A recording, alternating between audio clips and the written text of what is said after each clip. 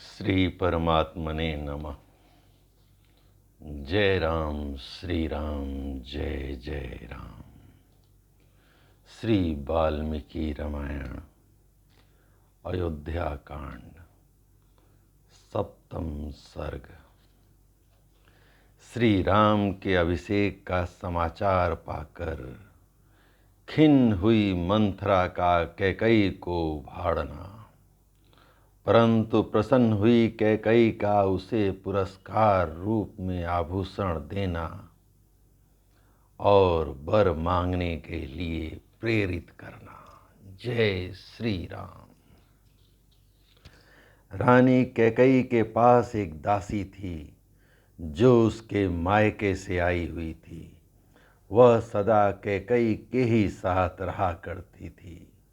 उसका जन्म कहाँ हुआ था, उसके देश और माता पिता कौन थे, इसका पता किसी को नहीं था।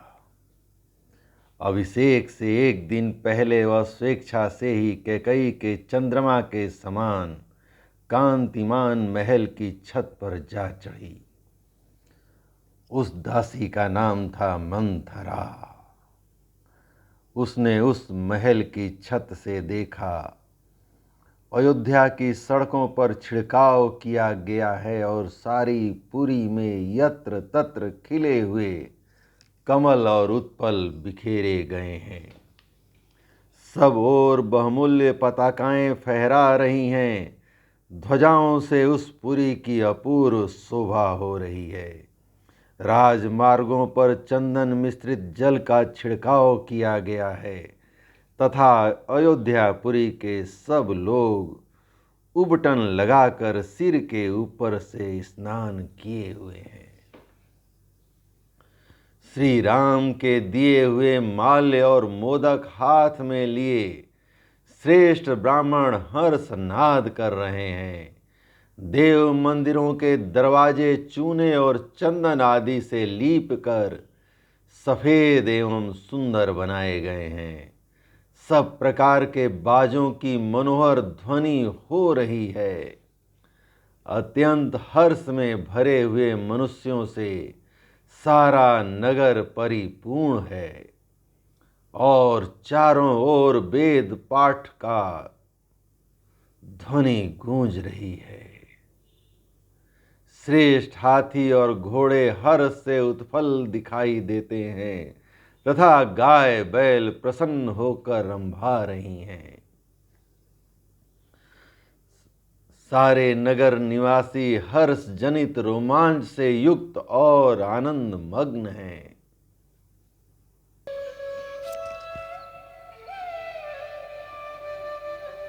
सारे नगर निवासी हर्ष जनित रोमांच से युक्त और आनंद मग्न हैं तथा नगर में सब ओर श्रेणीबद्ध ऊंचे ऊंचे ध्वज फहरा रहे हैं।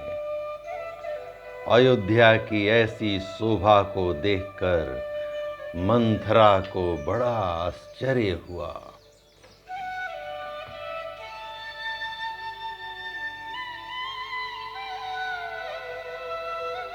उसने पास के ही कोठे पर राम की धाय को खड़ी देखा। उसके नेत्र प्रसन्नता से खिले हुए थे और शरीर पर पीले रंग की रेशमी साड़ी शोभा पा रही थी। उसे देखकर मंथरा ने पूछा, धाय, आज श्री रामचंद्र जी की माता अपने किसी अभिष्ट मनोरथ के साधन में तत्पर हो अत्यंत हर्ष में भरकर लोगों को धन क्यों बांट रही हैं? आज यहाँ के सभी मनुष्यों को इतनी अधिक प्रसन्नता क्यों है? इसका कारण मुझे बताओ। आज महाराज दशरथ अत्यंत प्रसन्न होकर कौन सा कर्म कराएंगे? श्री राम की धाय तो हर्ष से फूली नहीं समाती थी। उसने कुब्जा के पूछने पर बड़े आनंद के साथ उसे बताया, कुब्जे, रघुनाथ जी को बहुत बड़ी संपत्ति प्राप्त होने वाली है। कल महाराज दशरथ पुख्य नक्षत्र योग में क्रोध को जीतने वाले पाप रहित रघुकुल नंदन श्री राम को युवराज के पद पर अभिषिक्त करेंगे। धाय का यह वचन सुनकर कुब्जा मन ही मन कुढ़ गई और उस कैलाश शिखर की भांति उज्ज्वल एवं गगनचुंबी प्रसाद से तुरंत ही नीचे उतर आई। मंथरा को इसमें कैकई का अनिष्ट दिखाई देता था। वह क्रोध से जल रही थी। उसने महल में लेटी हुई कैकई के पास जाकर कहा, मूर्खे उठ, क्या सो रही है? तुझ पर बड़ा भारी भय आ रहा है। अरे तेरे ऊपर विपत्ति का पहाड़ टूट पड़ा है, फिर भी तुझे अपनी इस दुरावस्था का बोध नहीं होता। तेरे प्रियतम तेरे सामने ऐसा आकार बनाए आते हैं मानो सारा सौभाग्य तुझे ही अर्पित कर देते हों, परंतु पीठ पीछे वे तेरा अनिष्ट करते हैं।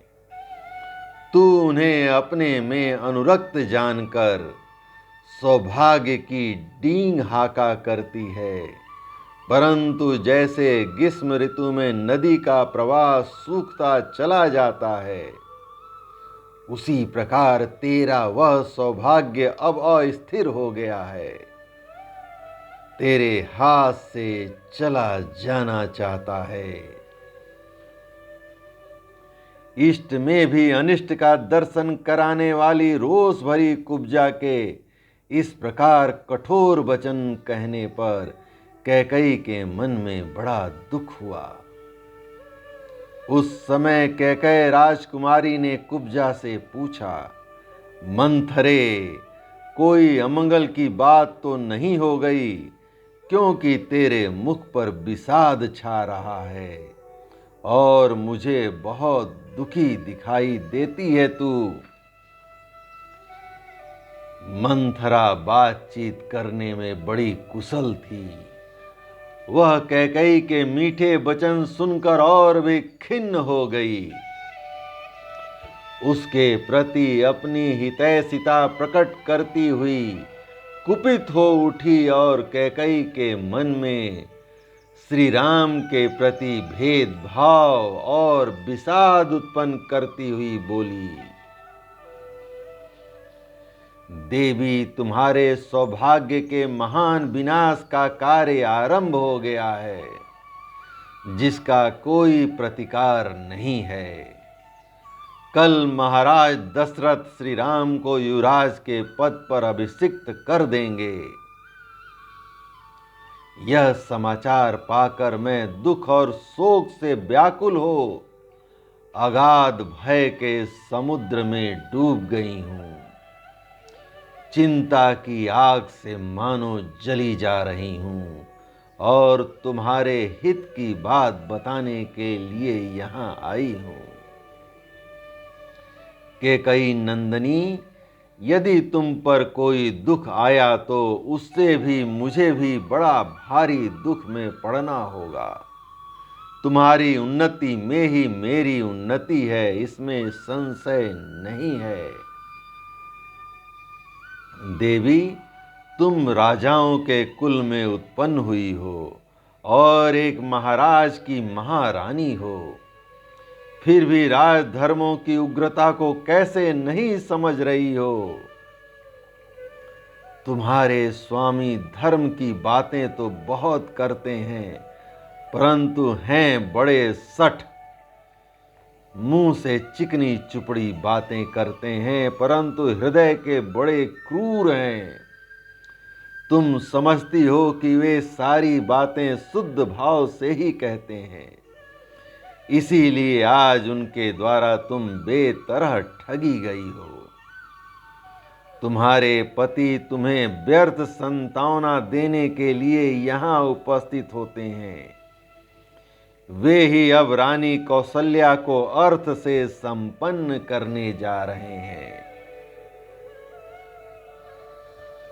उनका हृदय इतना दूषित है कि भरत को तो उन्होंने तुम्हारे मायके भेज दिया और कल सवेरे ही अवध के निष्कंटक राज्य पर वे श्री राम का अभिषेक करेंगे।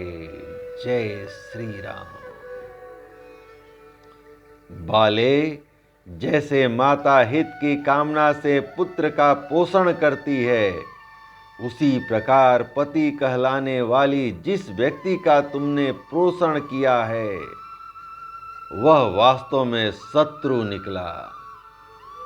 जैसे कोई अज्ञानवश सर्प को अपनी गोद में लेकर उसका पालन करे, उसी प्रकार तुमने उन सर्पवत बर्ताव करने वाले महाराज को अपने अंक में स्थान दिया है। उपेक्षित शत्रु अथवा सर्प जैसा बर्ताव कर सकता है, राजा दशरथ ने आज पुत्र सहित तुझ कैकेयी के प्रति वैसा ही बर्ताव किया है। बाले, तुम सदा सुख भोगने के योग्य हो, परंतु मन में पाप दुर्भावना रखकर ऊपर से झूठी सांत्वना देने वाले महाराज ने अपने राज्य पर श्री राम को स्थापित करने का विचार करके आज सगे संबंधियों सहित तुमको मानो मौत के मुख में डाल दिया है। कैकेयी राजकुमारी, तुम दुखजनक बातें सुनकर भी मेरी ओर इस तरह देख रही हो मानो तुम्हें प्रसन्नता हुई हो और मेरी बातों से तुम्हें विस्मय हो रहा हो, परंतु यह विस्मय छोड़ो और जिसे करने का समय आ गया है, अपने उस हितकर कार्य को शीघ्र करो तथा ऐसा करके अपने पुत्र की और मेरी भी रक्षा करो। मंथरा की यह बात सुनकर सुंदर मुख वाली कैकेयी सहसा शैया से उठ बैठी। उसका हृदय हर्ष से भर गया। वह शरद पूर्णिमा के चंद्रमंडल की भांति उद्दीप्त हो उठी। कैकेयी मन ही मन अत्यंत संतुष्ट हुई। विस्मय विमुग्ध हो मुस्कुराते हुए उसने कुब्जा को पुरस्कार के रूप में एक बहुत सुंदर दिव्य आभूषण प्रदान किया। कुब्जा को वह आभूषण देकर हर्ष से भरी हुई रमणी शिरोमणि कैकेयी ने पुनः मंथरा से कहा, मंथरे, यह तूने मुझे बड़ा ही प्रिय समाचार सुनाया।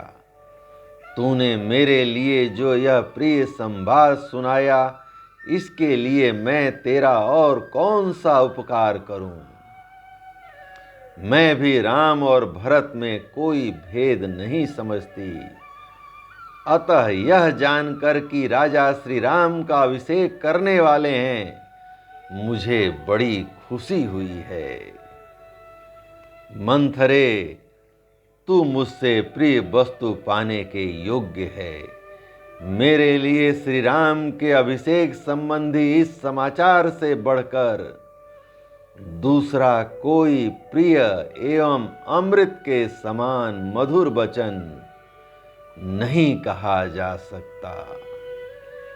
ऐसी परम प्रिय बात तुमने कही है, अतः अब यह प्रिय संवाद सुनाने के बाद तू कोई श्रेष्ठ वर मांग, मैं उसे अवश्य दूंगी। जय श्री राम। इस प्रकार श्री वाल्मीकि निर्मित आर्ष रामायण आदि काव्य के अयोध्या कांड का 7वां सर्ग प्रभु श्री राम की कृपा से पूर्ण हुआ। जय राम, श्री राम, जय जय राम।